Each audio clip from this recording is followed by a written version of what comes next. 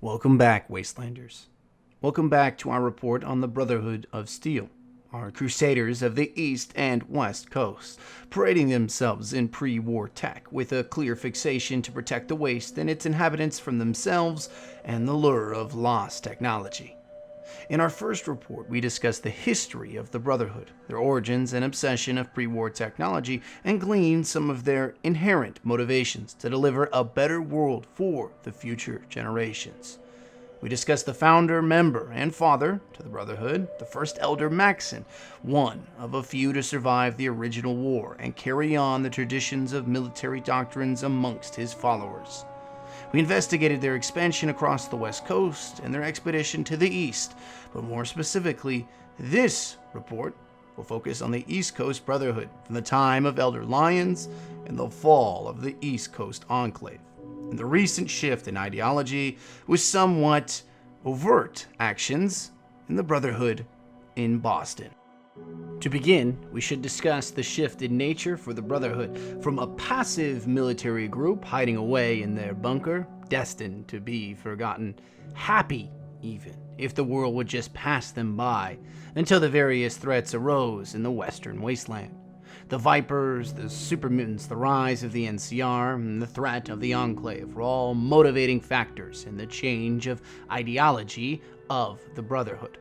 Initially, content with remaining in their bunker, consuming and hoarding pre-war technology until their way of life was threatened, or they had become the second most advanced faction in the Western Wasteland.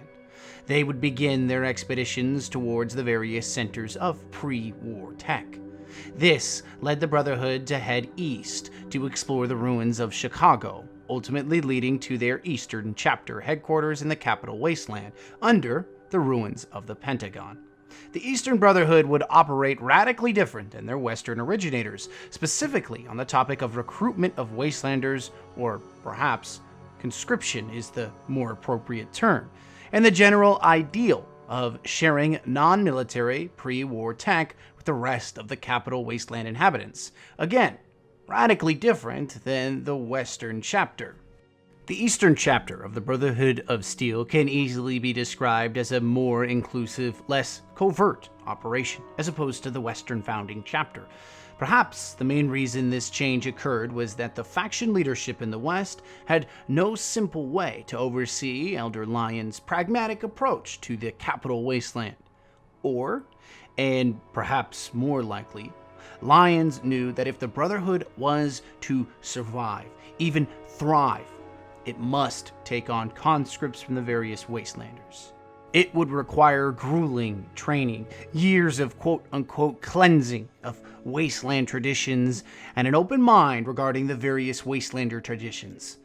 The capital Waste, once the home of the American government, the storied history of America's dominance of the North American continent, its independence from its overlords, and its influence across much of the 21st century, all housed by crumbling pillars, hollowed asphalt, and phantoms of cultural centers. Symbolically, making a home in the Pentagon, or the Citadel, as it was renamed by the Brotherhood, served multiple purposes. First, any Wastelander lucky enough to know their history knew that the war was won and lost from the center of that military building. And second, its strategic importance to the rest of the wasteland. Its immediate defense makeup of massive walls, reinforced concrete, and miles of underground tunnels made it a primary location to establish any fire mission. From a pre-war standpoint, information about many, if not every pre-war technology, no matter how asinine or practical, was housed in that building.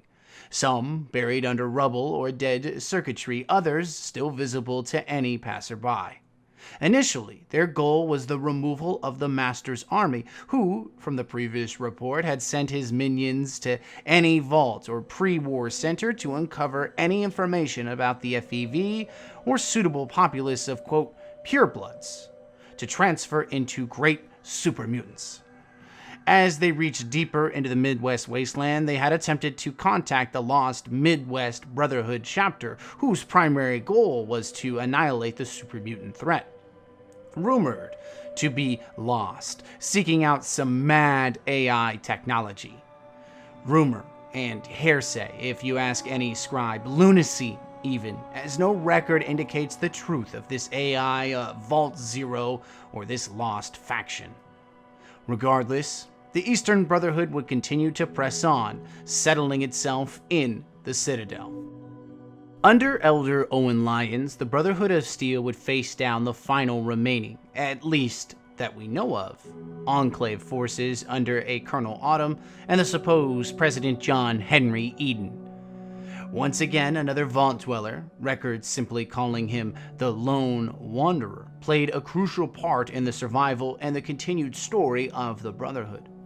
At odds with the Enclave over their goal for Project Purity and their need to subjugate the wasteland in a new era of American government tyranny, the Brotherhood had no choice but to face down an old foe. In allegiance with the Lone Wanderer, the Brotherhood would reclaim the Jefferson Memorial and utilize Vault 87's GEC to power a water purification for all of the Potomac River system, creating in a few months a new, fresh water supply cleared of any radiation. Imagine the power at the fingertips of the Brotherhood, used for the purpose of creating a new land and capital for the people in the wasteland. Farms could be built, crops could be sown, green land, trees, and new rains could envelop the entire land, washing away the sin of a forgotten atomic era. With the help of the Lone Wanderer, the Brotherhood would succeed in driving back the forces of the Enclave, decimating their fortress of Raven Rock and their mobile command center at the Adams Air Force Base.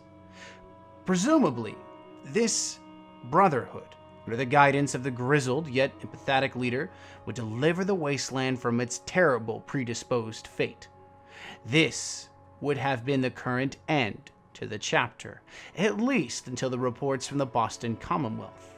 Such atrocities committed under another misguided descendant of Maxon, lacking any true empathy. The Brotherhood's first steps into the Commonwealth of Boston almost mirror that of their mortal enemy, the Enclave. They would rebuild their massive airship flotilla, a creation of war designed to inspire fear, or as the Brotherhood would describe it, security. The Brotherhood sought to bring an end to the Institute, the de facto power in the Commonwealth, and bring to heel their spawn of abominations called synths, regardless of any cost.